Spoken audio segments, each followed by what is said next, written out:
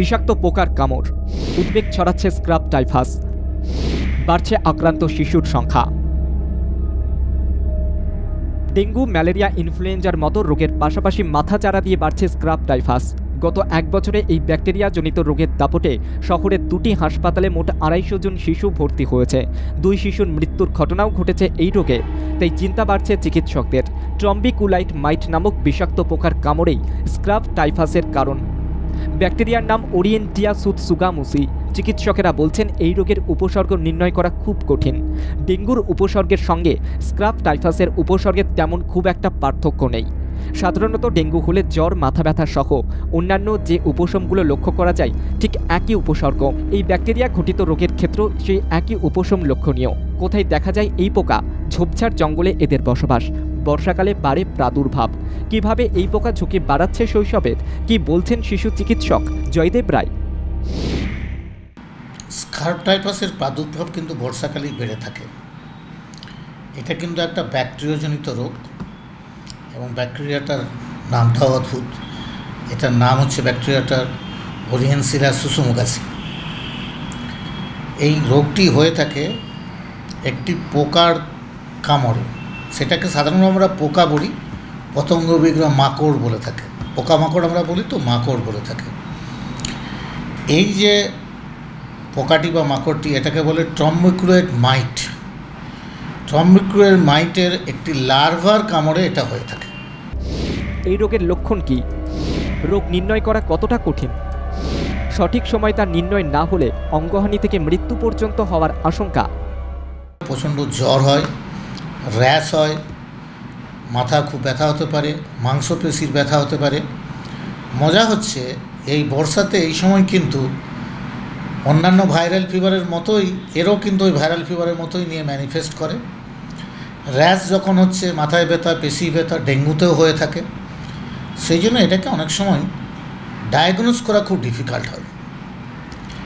যদি সাসপিশনটা মাথায় না থাকে যে এই সময় স্ক্রাব টাইফাস হচ্ছে, তাহলে কিন্তু এটাকে ডায়াগনোজ করা ডিফিকাল্ট।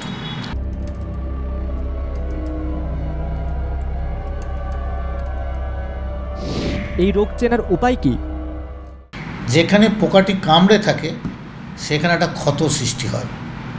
যেই ক্ষতটিকে আমরা ডাক্তারি পরিভাষায় এসচার বলে থাকি। সেই ক্ষতটি কেমন হয়? সিগারেটে যেমন ছেঁকা দিয়ে দিলে সেরকম হয়, কিন্তু এর ভিতরটা কালো, বাইরটা অনেক সময় লাল হয়ে থাকে। নেপোলিয়ান যুদ্ধের সময় প্রথম এই পোকার আবির্ভাব হয়। এই পোকার কামড়ে মৃত্যু হয় হাজার হাজার সৈন্যের। 2018 সালে প্রথম এ রাজ্যে এই পোকার দাপট নজরে আসে চিকিৎসকদের। তারপর থেকে চিকিৎসক মহলে চিন্তা বাড়ায় এই ব্যাকটেরিয়াজনিত রোগ। এই রোগের হাত থেকে বাঁচার উপায় কি? আর্লি ডায়াগনোসিস এটা খুব জরুরি।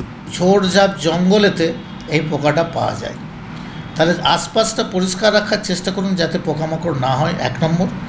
2 নম্বর হচ্ছে বাচ্চাদের যদি কাভার থাকে, পুরো বডিটা যদি কাভার থাকে, জুতো পরে থাকে, তাহলে সেইখানে ডাইরেক্ট স্কিনে কামড়াতে পারছে না। সুতরাং বাচ্চাদের ঝোপঝাড়ের আশপাশে খেলতে গেলেও ফুল কাভার করে পাঠান, সেটা খালি রাখবেন না। বড়রা যদি এরকম ঝোপঝাড়ের কাছে আসে, ওই জামার মাধ্যমে পোকা বাড়িতে চলে আসতে পারে, কামড়াতে পারে, সেগুলোকে আসলে খুলে ফেলুন, দিয়ে সেগুলো দেখে নেওয়া, এই যত্নগুলো নিতে হবে। এবং জ্বর যখন হচ্ছে, আপনারা ভাবলেন এই তো সর্দি কাশি জ্বর হয়েছে, কিন্তু আজকাল সর্দি কাশি জ্বরে তো এবং ইনফ্লুয়েঞ্জা অনেক সময় খারাপ অবস্থায় যাচ্ছে। ডেঙ্গু হতে পারে, স্ক্রাব টাইফাস হতে পারে। কিছু কিছু ক্ষেত্রে বর্ষাকালে আরেকটি রোগ দেখা যায় লেপ্টোস্পাইরোসিস বলেও, সেটাও প্রাণী থেকে আসে। সুতরাং জ্বর হলে প্যারাসিটামল জাতীয় ওষুধ খাওয়ান, জল বেশি করে খান যাতে ডিহাইড্রেশন না হয়। নিজে থেকে আমি বলছি, ডেঙ্গু ফেঙ্গুতে তো আমি অ্যান্টিবায়োটিক দিতে বলি না, ভাইরাল ফিভার অ্যান্টিবায়োটিক দিতে বলি না, কিন্তু লেপ্টোস্পাইরা যদি হয়, স্ক্রাব টাইফাস হয়, তার উপযুক্ত অ্যান্টিবায়োটিকটা দিতে হবে, তাহলে বাচ্চারা কিন্তু সুস্থ থাকবে। তবে শুধু স্ক্রাব টাইফাস নয়, বর্ষাকালে বিশেষভাবে মাথা চারা দিয়ে ওঠে ম্যালেরিয়া, সোয়াইন ফ্লুর মতো রোগ। একই সঙ্গে জলবাহিত রোগের প্রাদুর্ভাব বাড়ে এই বর্ষাকালে। তাই বাড়তি সচেতন থাকার পরামর্শ দিচ্ছেন চিকিৎসকেরা।